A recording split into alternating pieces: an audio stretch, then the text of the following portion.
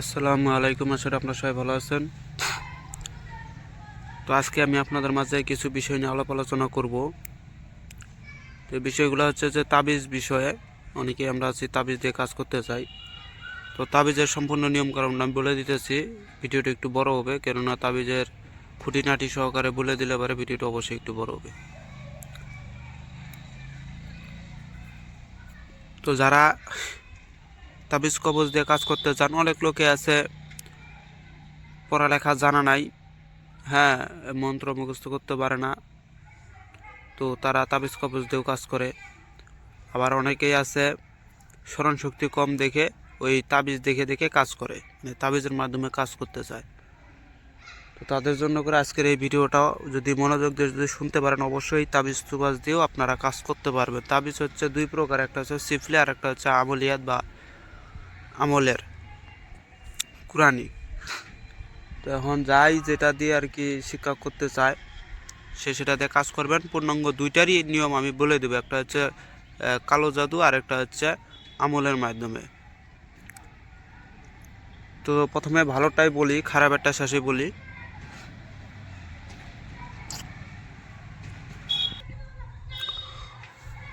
তো প্রথমে শুরু করবেন,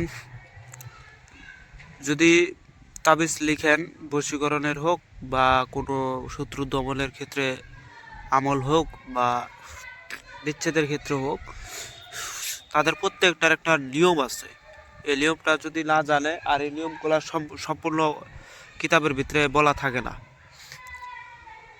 যদি ফার্স্টে বশীকরণটা বলি, যদি বশীকরণটা যদি করতে চান, আপনাকে সর্বপ্রথম পশ্চিমমুখী মুখ হয়ে পাক পবিত্র অবস্থায় মোমবাতি আগরবাতি জ্বালায়া, আর তাবিজটা যে লিখবেন, তাবিজ লেখার যে তক্তাটা মানে যার উপরে আপনি তাবিজটা লিখবেন, ওই জায়গাটা একটু উঁচা হওয়া যায়। অনেকে আমরা আছি মাটির মধ্যে বসে থেকে লিখি, মাটিতে তাবিজ লিখি। এভাবে করলে কাজ খুব জবরদস্তি পাবেন না। ওইটাকে উঁচা অবস্থায় রাখবেন, মানে আসনকে সর্বোচ্চ একটু করে উঁচা জায়গায় রাখতে হয়। তো উঁচা করে কোনো টেবিলের উপরে লিখবেন বা কোনো তক্তার উপরে দিয়ে তারপরে লিখবেন। আর উপরে নকশা অঙ্কন করবেন, ভোজ পাতায় অঙ্কন করে যা যেটা নিয়ম থাকে সেভাবে অঙ্কন করবেন। আগে পরে দুরূদ শরীফ, আগে এবং পরে দুরুদে ইব্রাহিম পড়ে নেবেন 11 বার করে। আর তাবিজ যখন লিখবেন, লিখার পরে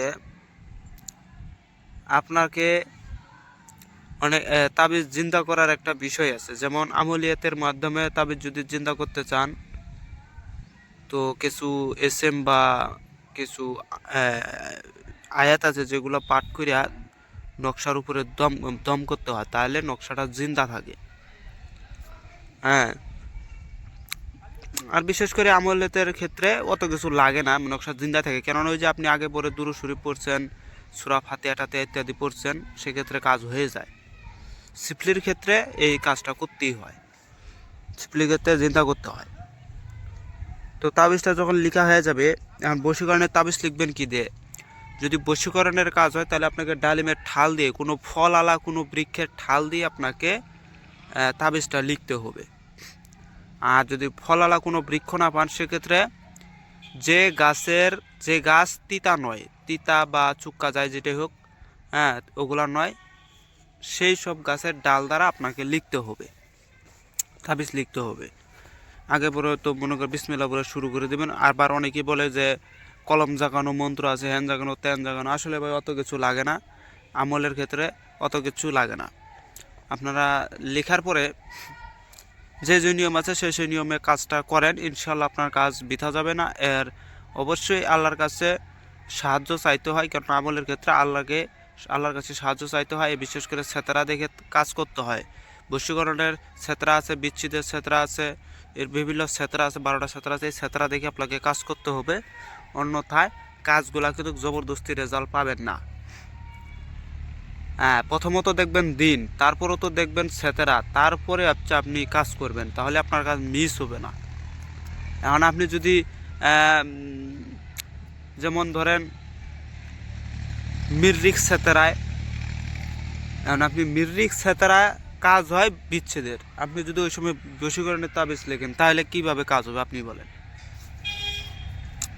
আরেকটা খেয়াল রাখবেন, তাবিজ যখন লিখবেন তখন এই যে আপনার যে নাক আছে, দুই নাকের থেকে ডান নাকের দিকে যখন আপনার শ্বাস থাকবে তখন আপনি তাবিজ লিখবেন। আর বাম নাকে যদি শ্বাস থাকে সেক্ষেত্রে তাবিজ তোমার যেটাই লেখেন সেটা কিন্তু জবরদস্তি কাজ করবে না বা কাজ হবে না, মিস্টেক হয়ে যাবে। এটা খেয়াল রেখে কাজ করবেন। আর তারপরে যখন বিচ্ছেদের তাবিজ যদি লিখতে চান সেক্ষেত্রে আপনাকে চুক্কা কোনো গাছের, যেমন নিম গাছের ঠাল, বাইটা গাছের ঠাল, হ্যাঁ, এসব দিয়ে আপনাকে তাবিজ লিখতে হবে বিচ্ছেদের ক্ষেত্রে। আর বিচ্ছেদের সময় মিররিক ছাতরায় লিখতে হয়, এরকম ছাতরা দেখে নেবেন আপনারা। আর তারপরে যখন বানের যখন কাজ করবেন তখন আপনাকে লিখতে হবে খেজুরের কাঁটা দিয়ে, ময়না কাঁটা দিয়ে, হ্যাঁ, এগুলো কাঁটা বা লোহা এগুলো দিয়ে আপনাকে তাবিজ লিখতে হবে, তাহলে আপনার তাবিজটা জবরদস্তি কাজ করবে, মিস হবে না। হ্যাঁ, এটা করার পরে এখন অনেকেই আছে, আমরা যেমন আমলিয়াতের ক্ষেত্রে যখন কাজ করবেন তখন কবরে যখন পুঁতবেন বিসমিল্লাহ বলে কবরেতে পুঁতে দিবেন এবং কবরের জন্য করে সূরা ফাতিহা, ইখলাস, সূরা ফাতিহা একবার, ইখলাস 3 বার, হ্যাঁ, আয়াতুল কুরসি 3 বার অথবা 7 বার জপ করে, দুরূদ শরীফ জপ করে আপনারা তারপরে কবরের মধ্যে কিছু পানি ছিটা দিবেন, আগরবাতি ধরায় দিয়ে তারপরে আপনারা ওখানে তাবিজটা বিসমিল্লাহ বলে গেড়ে দিয়ে চলে আসবেন, ইনশাআল্লাহ আপনার কাজ হয়ে যাবে। এখন কিন্তু এসব আমলিয়াতের কাজ বা তাবিজ তুবাদে যদি কাজ করতে চান আপনাকে 5 ওয়াক্ত নামাজি হতে হবে, এটা 100% সত্য।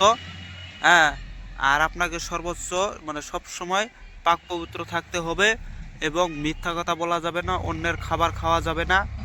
হ্যাঁ, মানে পাক পবিত্র তো এটা লাগবেই লাগবে, আর সর্বদাই আল্লাহর নাম আপনার মুখে থাকতে হবে, কেননা আপনি একটা কাজ করে দেবেন ইনশাল্লাহ কাজ হবে, এই যে ইনশাল্লাহ লাগাই দিবেন, এরকম করে আল্লাহর নাম সব সময় আপনার মুখের ভিতরে থাকতে হবে। হ্যাঁ, থাকতে হবে। আর মাঝে মধ্যে আপনাকে কিছু জাকাত স্বরূপ কিছু দিতে হবে, যেমন ছোটোখাটো একটা অনুষ্ঠান করে বাচ্চাদেরকে খাওয়াই দিলেন, মিলাদ পড়াইয়া দিলেন, দোয়া খায়রাত আপনাকে করতে হবে, তাহলে আপনার কাজ একটাও মিস যাবে না, প্রত্যেকটা কাজ হবে। এগুলোতে কাজ করেন, এইসব রুলসগুলো মানেন, মাইনা কাজ করেন, আপনার কাজ জীবনও বৃথা যাবে না। আমরা অন্যান্য লোকেরা যে তান্ত্রিকরা কুফরিভাবে যেটা করতে পারে সেটা আপনি আল্লাহর সঠিক পথে থেকে সেটা করতে পারবেন, কোনো ব্যাপার না। কিন্তু আপনাকে রুলসগুলো আপনাকে মানতে হবে। এখনকার মানুষ এই রুলস মানার না মানতে পারে দেখেই কাজ হয় না, আর কাজ না হলে পারে তারা তখন কুফরির ভিতরে যা ঢুকে যায়, মনে করে কুফরির যা কাজ হবে। তো এটাই বুঝে নিয়েন। আর যখন আপনারা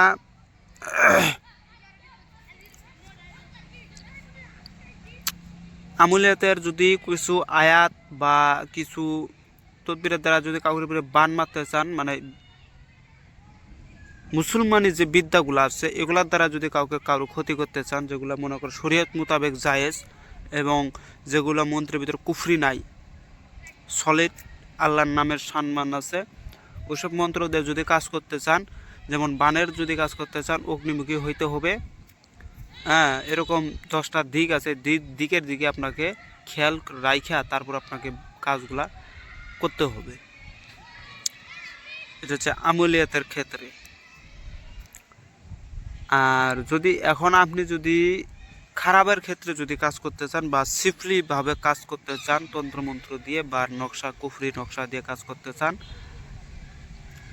সেটার আজকে যে তাবিজ জাগানো বিদ্যা সেটা আমি দিয়ে দেবো। এক ভাই বারবার কমেন্ট করে তাবিজ জাগানো বিদ্যা চাই, তো সেটা আজকে দিতেছি, শুনেন। যদি সিফলি তাবিজ যদি আপনি যদি কাজ করতে চান, প্রথমত আপনাকে হইতে হবে পশ্চিমমুখী হলে হবে, সমস্যা নাই, পশ্চিম দিকে অত নয়তো দক্ষিণ দিকে। হ্যাঁ, পশ্চিম দিকে হওয়ার পরে কিছু কিছু সিফলির ভিতরে আছে পাক পবিত্র থাকতে হয়, আবার কিছু কিছু মানে বেশিরভাগই আছে পাক পবিত্র থাকা যায় না, মানে পাক পবিত্র আপনি থাকতে পারবেন না, সে অবস্থায় আপনাকে তাবিজ বা ঝাড় ফুঁক যা বোঝায় তাই করেন, পাক থাকা যাবে না। এক উলঙ্গ এমনও কিছু তাবিজ কবচ মন্ত্র আছে যেগুলো বেশিরভাগই উলঙ্গ অবস্থায় আপনাকে তাবিজ কবচ লিখতে হবে বা মন্ত্র মুখস্থ করতে হবে বা চালাইতে হবে। আর তাবিজ যদি সিফলি শয়তানি লাইনের হয় তাহলে সর্বপ্রথম 7টা শয়তানের নাম নিয়ে তারপরে আপনাকে বইসা তাবিজ লিখতে হবে। এটা হচ্ছে প্রথম কথা। 7টা শয়তানের নামের দোহাই দিয়ে তারপরে তাবিজকে জিন্দা করতে হয়। যেমন আপনার তাবিজ লিখা শেষ, আমি তো ভাগ বইলেই দিলাম। সিফলিভাবে কাজ করতে গেলে, বিচ্ছেদের কাজ করতে গেলে তিতা গাছের ডাল দিয়ে লিখতে হবে। বসুবার কাজ করতে গেলে বৃষ্টি জাতীয় গাছ, যেগুলা ফল জাতীয় গাছ, সেগুলোর ডাল দিয়ে লিখতে হবে। বানের ক্ষেত্রে জলি, পেরেক, কাটা, হাড্ডি, এগুলা দিয়ে আপনাকে লিখতে হবে। তারপরে আপনারা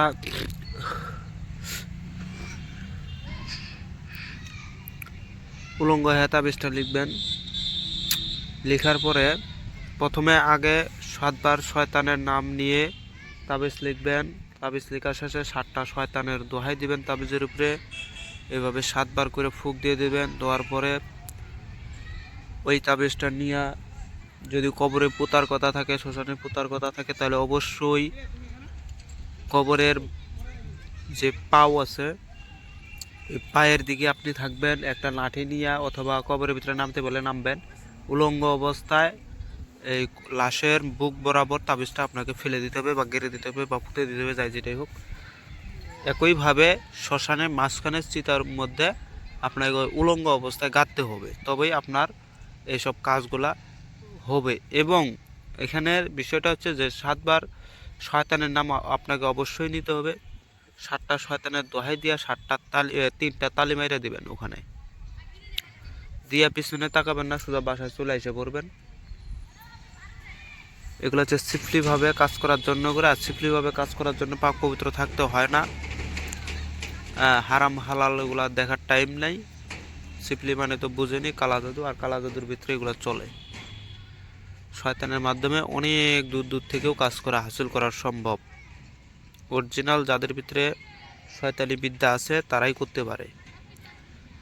ভালোর ভিতরে খারাপ ঢুকাই দিতে পারে। একটা বাড়ির ভিতরে বরকতে ভরপুর,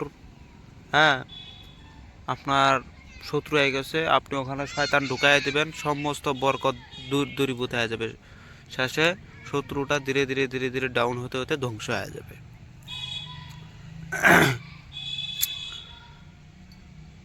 এখন শয়তানি লাইনের ভিতরে আরও কিছু গুমর আছে যেগুলা ইউটিউবে বলা যায় না, এগুলা উস্তাদ ধরে শিখে নেবেন, কেননা অত দূর গভীরভাবে ঢোকা সম্ভব না। আপনারা জানেনই শয়তানের পাওয়ার সম্পর্কে, এটা আল্লাহ শয়তানকে সেই পাওয়ার দিছে।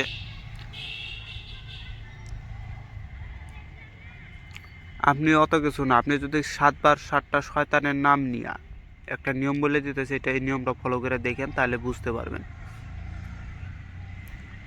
7বার 7টা শয়তানের নাম নিয়ে, মনে করেন যে উদাহরণস্বরূপ আপনি একটা মেয়েকে যদি ভালোবাসেন, তার মাথার চুল যদি নিয়ে আসতে পারেন, তার মাথার চুল নিয়ে এসে ওই চুলের ভিতরে 7টা শয়তানের নাম মুখ দিয়ে বইলা ফু দিয়ে একটা গিট মেরে দেবেন। এভাবে আরও 7বার করে, মানে মন্ত্র জপ করিয়া ওই শয়তানের নাম নিয়ে ফুক মারবেন। এভাবে যাতে 7টা গিরু হয়।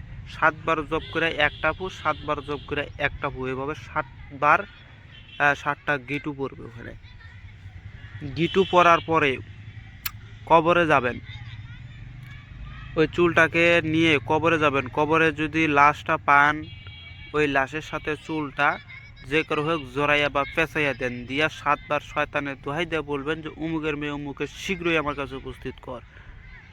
এই কথাটা বলবেন, না হলে শয়তান আদমকে সেজদা কর, এই কথাটা খালি লাগাই দেবেন। দিয়া ওখানে কিচ্ছু করবেন না, খালি পিছনে পড়ে আসেন। দেখেন 24 থেকে 72 ঘন্টা একটু অপেক্ষা করে দেখেন, ওই মেয়ে যেখানেই থাক পাগলা হয়ে যাবে, মানে মেন্টালি সমস্যা চলে আসবে, এবং সে আপনার কাছে, মানে যাকে তাকে আবল তাবল বলবে, কিন্তু আপনাকে ছাড়বে না। সে আপনার কাছে আসবে, এবং আপনার কাছে আসার পরে যদি দেখছেন যে কেউ কিছু বলতেছে, তাহলে ওই মেয়েটা দেখবে পাগলের মতো ভাব করবে আপনার কাছে থাকার জন্য, লালাল, মানে আপনি দেখলে বুঝতে পারবেন এটা। তো আমি বলবো যে কেউ এই কাজটা করবেন না, এটা মারাত্মক একটা খারাপ কাজ। এরকম বহুত টোটকার মাধ্যমে কাজ হাসিল করা যায়, যেগুলা ইউটিউবে বলা যায় না। শয়তানি লাইনে কাজ করতে বেশি কষ্টও না, অল্পতেই কাজ হয়, সহজের ভিতরেই হয়। অধ্যায় আছে না, ওই অধ্যায় অনুযায়ী। আর যদি কবরের লাশটা যদি লাশের সঙ্গে জড়াইতে না পারেন, অনেকেই পারবেন না লাশের সাথে জড়াইতে, কারণ দাফনের কাপড় থাকে যে, এই জন্য পারবে না। সেই জন্য আপনারা কী করবেন, একটা মরা মানুষের হাড্ডি নিয়ে আসবেন, নিয়ে এসে ওইটার ভিতরে চুলটা বাইধা কবরে ফেলে দিয়ে চলে আসে পারেন। দেখেন তারপরে কী হয়। আমার কথা বিশ্বাস কইরা একবার কইরা দেখেন, খালি আপনার কাছ থেকে একবার অনুভূতিটা নিয়ে নেবেন। আর অনুমতি লাগবে না, যদি আমি আপনার মল থেকে অনুমতি দিয়ে দিলাম, যদি আপনি 5টা শেয়ার করতে পারেন, একটা লাইক একটা কমেন্ট করবেন, আমি আপনাকে অনুমতি দিয়ে দিলাম, আপনি কাজ করে দেখেন, দেখে আপনি রেজাল্ট আমাকে জানাবেন। আরেকটা আছে, আমি আরেকটা দিতেছি, ওইটা হচ্ছে বানের জন্য করে দিতেছি, বশীকরণের দিলাম, এবার বানের দিতেছি। আপনারা কাজটা করে দেখেন, বিচ্ছেদেরও দেব, এই শয়তানের নাম দিয়ে দিতেছি, আপনারা দেখেন। যদি কাউকে বান মারতে চান, সর্বপ্রথম আপনাকে লাগবে শত্রুর পায়ের তলার মাটি। শত্রু হেঁটে চলে গেছে, আপনি লক্ষ্য করে রাখবেন সে পাউডা কোথায় ফালায়, বাম পাউডা, 2 পা থেকে 1 পাউন্ড নিলেই হবে। বাম পাউডা কোথায় ফেলায় সেটা দেখে আপনারা সেখান থেকে একটু মাটি তুলে নিয়ে আসবেন, অল্প পরিমাণ মাটি তুলে নিয়ে আসবেন। নিয়ে আসার পরে শ্মশানের মাটি, কবরের মাটি, শ্মশান, কবর, 3 মাথা, মসজিদের মাটি, এগুলো একত্রিত করবেন। করার পরে একটা পুতুল বানাবেন শত্রুর আকৃতি দিয়া। পুতুলটা বানানোর পরে এখানে একটা গোমর ভাঙ্গা দেয়, অনেকে আছে আমরা পুতুল বানানোর পরে জিন্দা করতে পারি না, তাদের জন্য করে বলতেছে আপনারা কুমারী মেয়ের হাত দিয়ে পুতুলটাকে বেনে নেবেন, মানে বানাইয়া নেবেন, তাহলে পুতুলটা মারাত্মকভাবে কাজ করবে, বৃথা যাবে না এটা। তো পুতুলটা যখন আপনাকে তৈরি হয়ে যাবে, তখন এটা 2টা পদে আপনারা কাজ করতে পারবেন। এগুলা কাজ সর্বোচ্চ মিস হবে না, মানে এই কাজ যদি করেন, নতুনরাও যদি করে, মিস হবে না। কিন্তু আমার এই কিবাটা যদি মনে রাখতে পারে, সেটা হচ্ছে 27, 28, 29 তারিখে, চাঁদের 27, 28, 29 তারিখে, আরবি মাসের চাঁদের 27, 28, 29 তারিখে যদি আপনারা কাজটা করেন, রাত্রেবেলা করতে হবে, করলে পারে কিন্তু এইসব বান বিচ্ছেদ, বশীকরণ, সিপলি লাইনে কোনোটাই মিস হবে না, 100% কাজ হবেই হবে। আর সেই রাতে যদি করতে না পারে, তাহলে শনিবার, মঙ্গলবার, অমাবস্যা রাত্রেবেলা আপনাদের ইচ্ছা অনুযায়ী কাজ করবেন। অবশ্যই মধ্যরাত হওয়া আছে, মধ্যরাত না হলে এগুলো কাজ করবে না। তো পুতুলটা যখন মধ্যরাতে আপনার বানানো তৈরি শেষ, পুতুলটা একটু শুকায় মুকায় নেবেন, শ্যামাযুক্ত কিবার ভিতরে দিয়া শুকায় নেওয়ার পরে 7টা শয়তানের নাম একটা পাতার ভিতরে লিখবেন। লিখে ওই পাতাটা শত্রুর বুকের ভিতরে বা গলার ভিতরে ঢুকাইয়া দিবেন। ঢুকাইয়া দেওয়ার পরে একটু একটা শ্মশানের কয়লা আর এই মরা মানুষের একটু না হাড্ডি, এই 2টা একটু পরিমাণ করে নিয়ে, অল্প পরিমাণ করে নিয়ে ওই তাবিজের সঙ্গে, মানে ওই 7টা নামের সঙ্গে দিয়ে গলার ভিতরে ঢুকাই দিবেন। গলাতে দিলে গলা বন্ধ হয়ে যাবে, বুকে দিলে বুকে চাপ পড়বে, যে কোনো একটা ভাবে সে মারা যাবে। ঢুকিয়ে দেওয়ার পরে আপনি ওইটা কিন্তু পূর্ণাঙ্গ উলঙ্গ অবস্থায় আপনাকে কাজ করতে হবে, নইলে কাজ করবে না। আর শত্রুর নাম স্মরণ করিয়া 7 বার শয়তানের দোহাই দিবেন পুতুলের উপরে দিয়া, আপনি ওইটাকে হচ্ছে উলঙ্গ অবস্থায় চিতা বা কবরে পুঁতে দেন। দেখেন 72 ঘন্টা অপেক্ষা করে দেখেন কি হালত হয়। আর বিচ্ছেদের ক্ষেত্রে একই টাইম, একই কিংবা নিয়ম, একই টাইমে আপনাকে একইভাবে বিচ্ছেদের কাজ করতে গেলে, শুধুমাত্র এখানে পরিস্থিতি এরকম হবে যে শ্মশানের আংরা দিতে হবে, মরার হাড্ডি দিতে হবে, আর ওই 7 প্রকার অথবা 11 প্রকারের তিতা গাছ আপনাকে দিতে হবে। তিতা গাছের শিকড় হোক বা পাতা হোক, ফল হোক, যেটাই হোক, ওখানে আপনাকে দিতে হবে। আর যদি তিতা গাছের যদি না পান অতগুলা, তাহলে আপনারা খালি নিম গাছের ঠাল দিবেন, ভাইটা গাছের ঠাল দিবেন, দিয়া কল্যা গাছের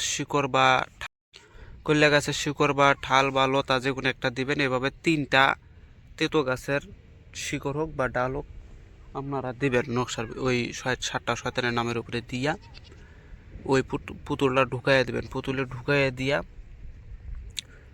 আপনারা ওই পুতুলটাকে 7 বার শয়তানের নাম জপ করে একটা ফুঁক দিবেন, দিয়া ওখানে ফুঁক দিবেন। দেওয়ার পরে যাদের ভিতরে বিচ্ছেদ ঘটাইতে চান তাদের বাড়ির ভিতরে এটা পুঁততে হবে, রাস্তার চলাচলের ভিতরে পুঁততে হবে। যে কোনো একজন যদি ওইটা দিয়ে চলাচল করে তাহলে তার পক্ষ থেকে ওইটা মারাত্মকভাবে ঝগড়া লেগে যাবে। আর যদি এভাবে যদি না করতে চান,